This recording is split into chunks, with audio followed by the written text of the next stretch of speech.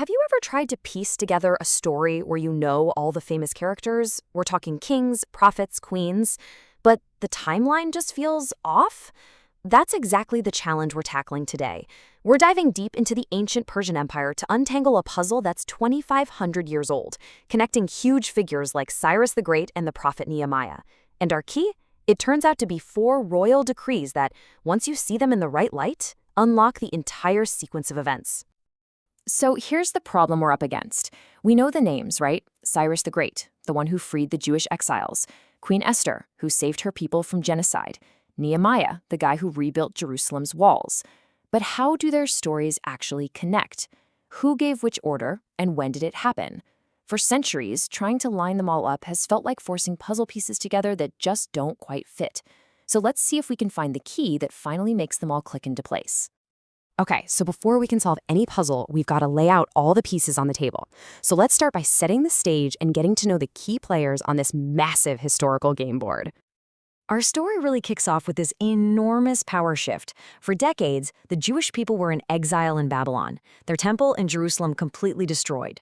But then, in 539 BC, everything changes. The Persian Empire conquers Babylon. And this isn't just a change of ruler, it's a total reversal in policy. The Persians' whole approach was different, and that sets in motion this chain of events, starting with the very first decree to rebuild and leading all the way to the final one to restore Jerusalem's walls. This is our backdrop. And here they are, our main characters, kind of split into 2 camps.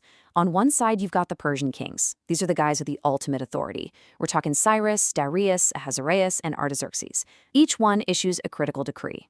And on the other side, you have the Jewish leaders, Daniel, Ezra, Nehemiah, who have to navigate this incredibly complex Persian court to get their missions done.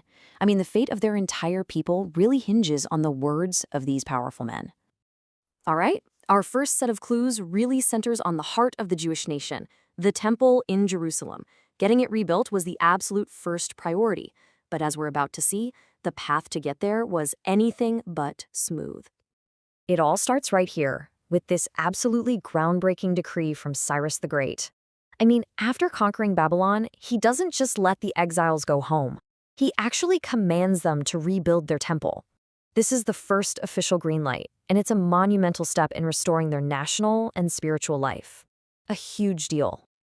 But just because a king says so doesn't mean it's going to be a smooth project. The whole process was filled with challenges.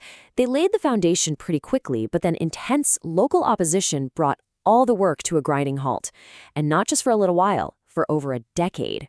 It actually took a second decree from a completely different king, Darius I, years later just to get the project back on track. 72 years. Just let that sink in for a minute. From the day the Babylonians leveled it to the day it was finally rededicated, the temple in Jerusalem lay in ruins for over 70 decades. That means an entire generation lived and died without ever seeing the spiritual heart of their nation. Now, just when we think we're starting to get a clear timeline, our investigation hits a pretty major snag. The problem? Well, it turns out royal names aren't quite what they seem, and this throws a huge wrench into one of the most famous stories of the whole era. Okay, so here's where things get complicated. We tend to think of names like Darius or Artaxerxes as personal names, like John or David. But a lot of the time they were actually throne titles, kind of like Pharaoh in Egypt or Caesar in Rome. This means that multiple kings could share the same title, or one king could be known by several different names. You can just imagine the headache this creates for historians trying to build a simple, clear timeline. And this whole naming confusion throws the famous story of Esther into question.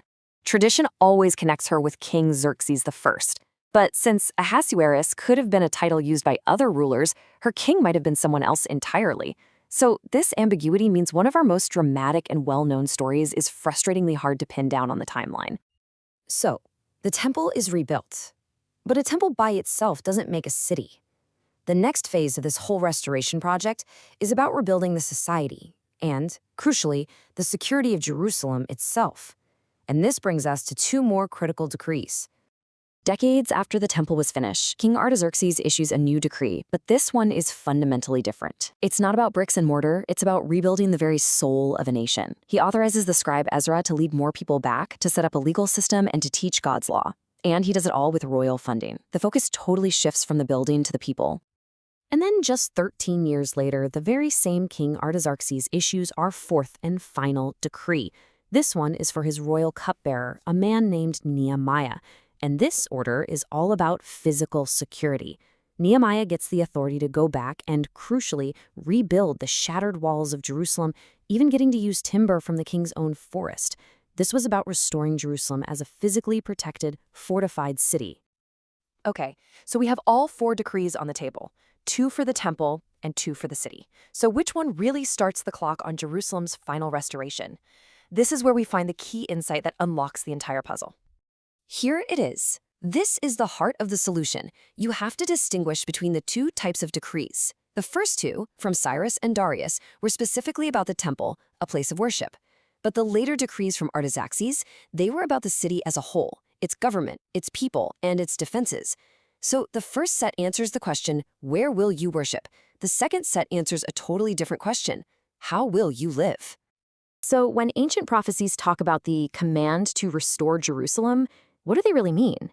Well, according to our source, this isn't just about rebuilding the temple building. It refers to the comprehensive restoration of Jerusalem as a functioning political and social entity.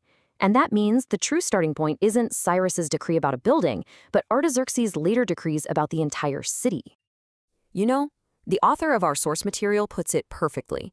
It is best to grasp the period by focusing on the events, not the years.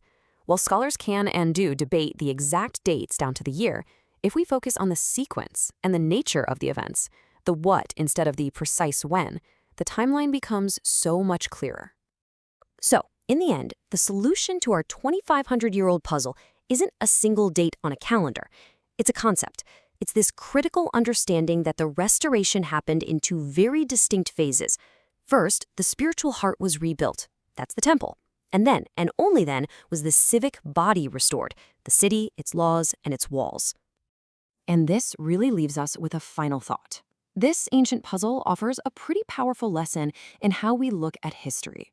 How much more might we understand about the past, and maybe even our present, if we sometimes focused a little less on exactly when something happened, and a lot more on what it truly was and what it all really meant?